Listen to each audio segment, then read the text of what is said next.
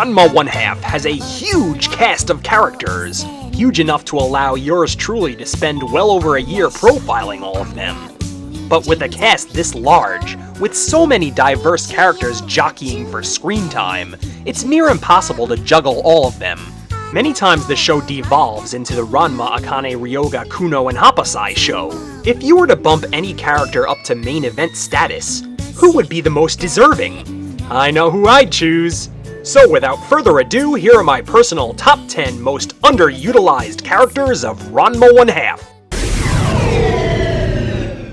This could very well be the most controversial character in Ranma 1/2, and also one of the most underused. Tsubasa Kurenai's introductory episode could very well have been the most talked about episode of all time, mostly because of the shocking finale which had our jaws crashing through the floor. The character was about as complex as one could imagine. Not only was he the most convincing cross-dresser ever, but his knack for dressing up as inanimate objects and charging his enemies, man, that never got old. One would imagine big things for Tsubasa following such an impressive debut, but he instead fell far off the radar. Besides a small cameo in the Battle for Miss Beachside episode, Tsubasa would never see screen time again, and that's a bloody shame. Maybe Ranma 1/2 wasn't ready to delve into the character's dark subject matter, which is almost South Park worthy. But could you imagine just how wacky the plotlines would get? How uncomfortable the laughs would become if they had decided to showcase this character more often? The world will never know, and in my opinion, we are worse off because of it. That's Tsubasa Kurenai in at number 10.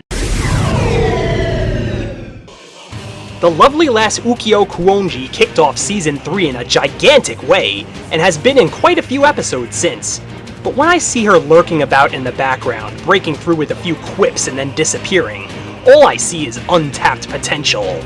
Even in the Doko videos, which have basically set up the who's who of Ranma divas, Ukyo is nowhere to be found. Ukyo adds a degree of normalcy to the show that at times is sorely lacking, not to mention the fact that she's fun to look at. And there's a real big story brewing between she and Ryoga Hibiki that barely saw the light of day. Ukyo Kuonji is a tremendous character with a huge amount of ground to cover, but not near enough runway given to her. We need a little Ukyo, right this very minute, and that's why she shows up in the countdown at number 9. They are the very definition of underdeveloped characters. Sometimes they are reduced to such props that it's a wonder why they weren't animated by the background artists. They are Hiroshi and Dice, Ranma's two most notable buddies at Furinken High. As they are relegated to a few mere ticks of screen time per episode, the viewer really knows little about them, but it's easy to see that there's a whole world of opportunity there, one that's ripe for probing. They have all the qualities of the classic anti-hero. They are losers. They lust for women clearly not in their league. They are cowardly and don't stand up for themselves. Kinda like Godai from My Sani Koku.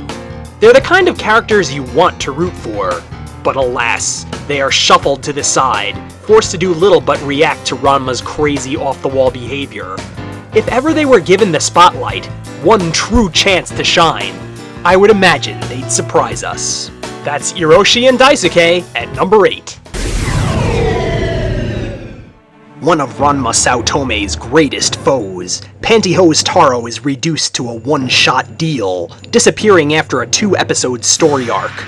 In that short time, we were introduced to a complicated young man with an unbelievable curse. He is pompous, he beats up on girls, he has a killer instinct and out-of-control anger. He is a villain through and through. But at the same time, his backstory is kind of sad and remorseful. He is a confused child, alone in the world without any inkling of guidance or connection to society. He is in possession of a power so great, he has let it corrupt him and ostracize him from humanity. It's enough material to be a gripping novel, or at least base a good 10-20 episodes on. He forced our heroes to up their games tenfold, and even managed to give an interesting story to Hapasai, one that didn't involve women's underwear for once. It's a crime that Pantyhose never returned after his brief moment in the sun.